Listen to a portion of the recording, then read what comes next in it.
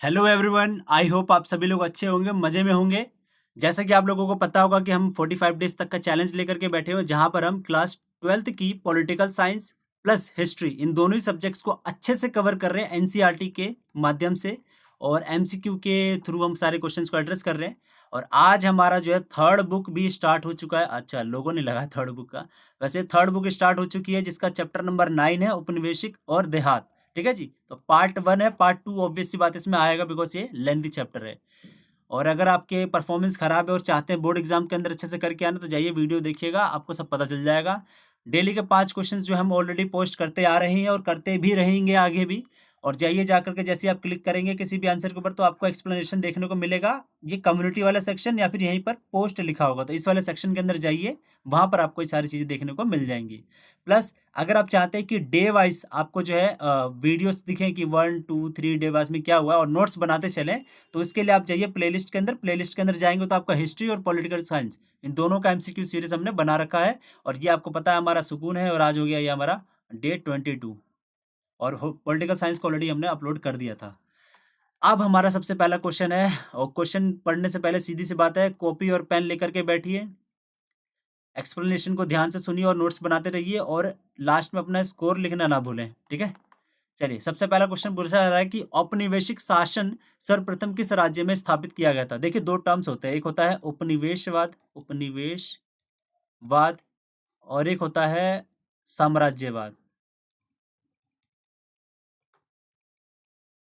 ठीक है जी।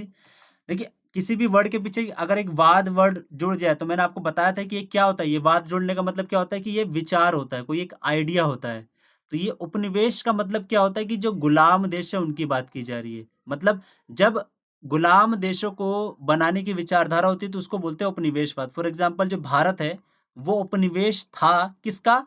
ब्रिटेन का। तो ब्रिटेन जो है वो क्या हो गया? साम्राज्यवादी देश हो गया। तो साम्राज्यवाद वाला जो आइडियोलॉजी है, जो विचार, वो ब्रिटेन फॉलो कर रहा था, उपनिवेश वाले के ऊपर जो है भारत तय हो गया था। तो ये चीज़ इसका मतलब होता है।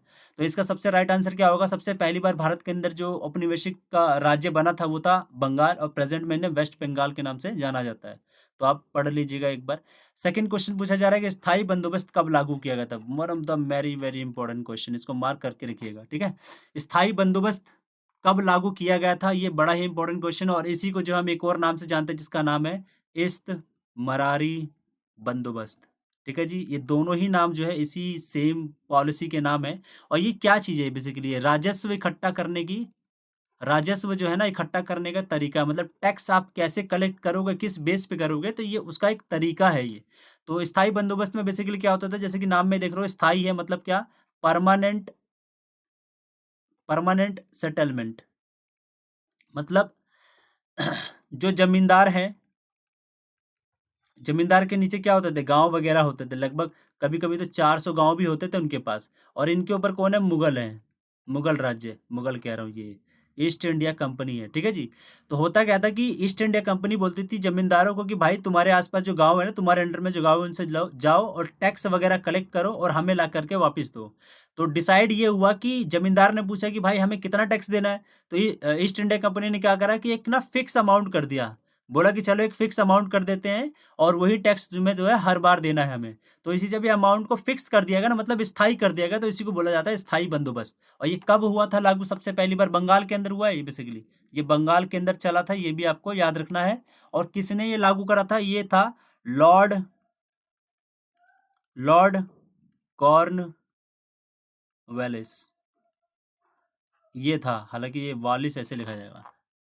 ठीक है, जो लॉर्ड कॉर्नवालिस था, यही इंसान है, ये बेसिकली गवर्नर जनरल था बंगाल का, और इसी ने जो है स्थायी बंदोबस्त को लागू करवाया था बंगाल के अंदर। और कब लागू करवाया था, यही आपका क्वेश्चन पूछा गया। तो ये इसका राइट आंसर हो जाएगा 1793। ठीक है, तो ये पढ़ लीजिएगा एक बार। अब अगला क्वेश्चन देखते हैं कि अमला कौन हुआ करते थे। ये आंवला नहीं है भाई, अमला है ये। ठीक है, अच्छा वो आंवला होता है ना, अमला है ये। अमला कौन होते थे? ये बेसिकली जमींदारी के जमींदार जो लोग हुआ करते थे ना, उनके अधिकारी हुआ करते थे।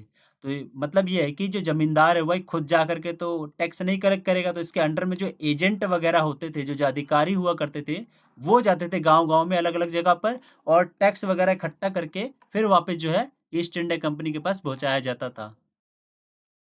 तो इसको पढ़ लीजिएगा। नेक्स्ट क्वेश्चन देखिए, ब्रिटेन में 5वीं रिपोर्ट, ये काफ़ी इंपॉर्टेंट रिपोर्ट है जी, कब प्रस्तुत की गई थी? तो ये बेसिकली प्रस्तुत किया गया था 1813 के अंदर। और ये 5वीं रिपोर्ट इतनी खास बात क्या है इसके अंदर? बेसिकली हुआ ये था कि जो ब्रिटेन के अंदर थी ना क्वीन एलिजाबेथ, वो बोलने लगी कि भाई साहब हमें ना ब्यौरा दो कि भारत के अंदर क्या चल रहा है, क्या बदलाव चल रहा है, क्या परिवर्तन आ रहा है, ये सारी चीज़ का हमें जो है ब्यौरा दो। तो 1002 पेजेस का एक रिपोर्ट बनाई गई कि भारत के अंदर क्या व्यवस्था है, क्या चीज़ें हैं, किस प्रकार के जो है परिवर्तन आ रही हैं, ठीक है। तो उन सभी चीज़ों का जो है ना अच्छे से लिखा हुआ था इस रिपोर्ट के अंदर। तो इसको जो है 5वीं रिपोर्ट बोला गया और ये ब्रिटेन के पार्लियामेंट के अंदर जो है प्रस्तुत किया गया था। कब किया गया था? ये 1813 के अंदर किया गया था। यही आपसे क्वेश्चन भी पूछा गया था। अगला पूछा जा रहा है कि राजमहल की पहाड़ियों के जंगलवासी किस उपकरण का इस्तेमाल करते थे? One of the most important question. इसका राइट आंसर हो जाएगा आपका कुदाल, ठीक है। और हल कौन इस्तेमाल करते थे? ये लोग थे संथाल लोग, ठीक है, संथाल लोग। संथाल लोग और ये राजमहल की पहाड़ियों के जो लोग थे, जंगलवासी थे, उन दोनों के बीच में लड़ाई वगैरह बहुत ज़्यादा होती थी, ठीक है जी। चलिए यहाँ पर कुछ बातें बता देता हूँ मैं आप लोग को। जो राजमहल की पहाड़ियों वाले जो निवासी है ना, जंगलवासी हैं, एक नाम देते थे जंगलवासी। चलो, राजमहल की पहाड़ियों वाले जंगलवासी, ठीक है। ये क्या क्या मानते थे ये लोग? ये बेसिकली झूम खेती किया करते थे। ज्योग्राफी में आई होप आपने पढ़ा होगा झूम खेती क्या होती है। मतलब कि किसी एक स्थान पर पहले साफ सफाई कर देना, उसको कुछ समय के लिए छोड़ देना, जैसे उसकी उर्वरता वापस आ जाएगी तो उस पर खेती करके फिर वापस उसको थोड़े समय के लिए छोड़ देना। मतलब गैप दे दे करके खेती करने को ही झूम खेती कहा जा रहा है। तो ये झूम खेती जो है जंगलवासी वगैरह किया करते थे।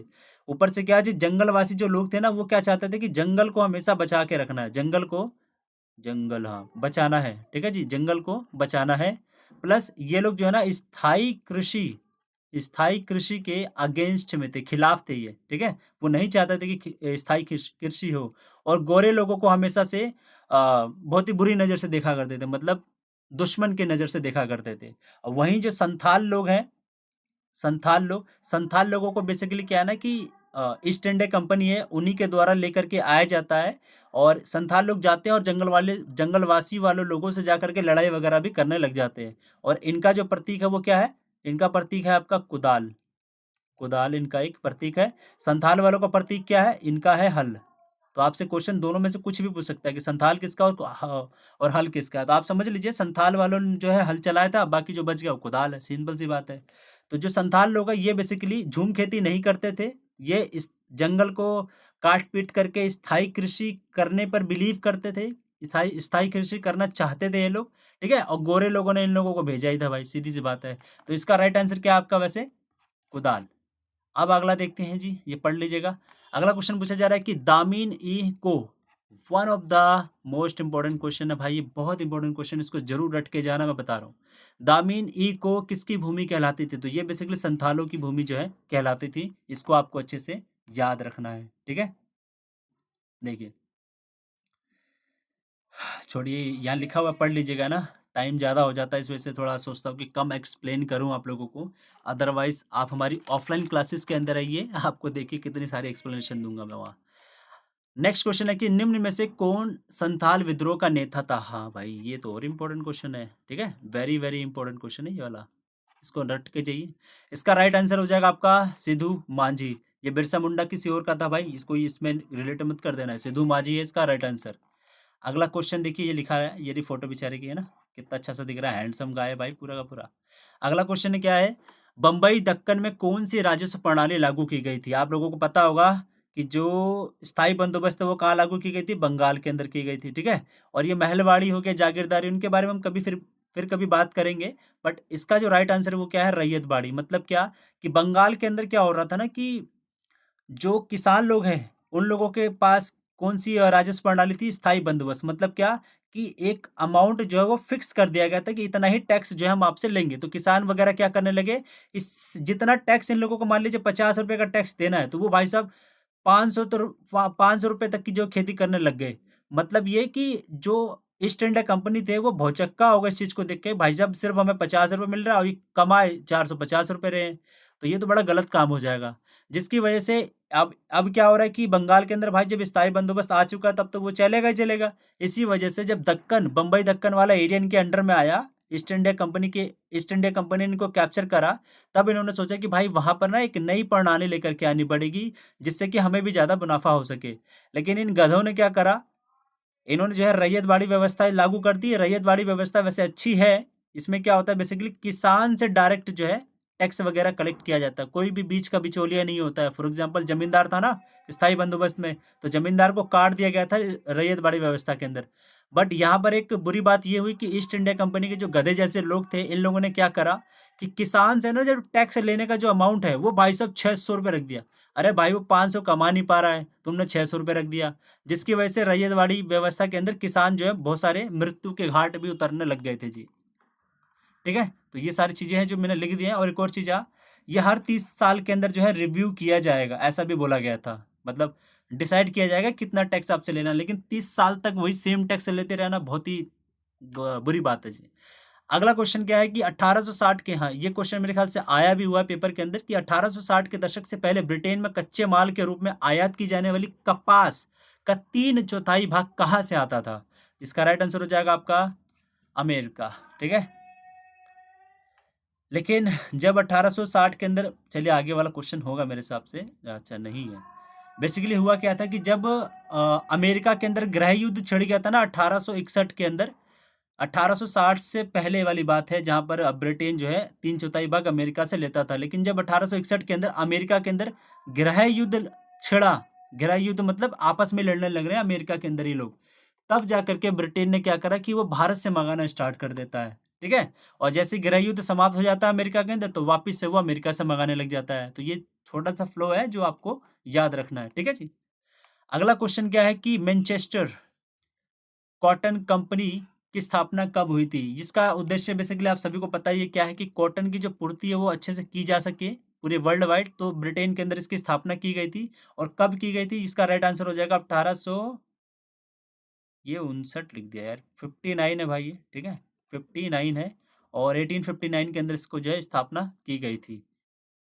ये रहा 1859 के अंदर मैनचेस्टर कॉटन कंपनी बनाई गई। इसका उद्देश्य दुनिया भर के हर भाग से कपास उत्पादन को प्रोत्साहित करना था। ठीक है, तो चलिए बस इतना अभी के लिए, इतना ही है। Thank you guys, love you all.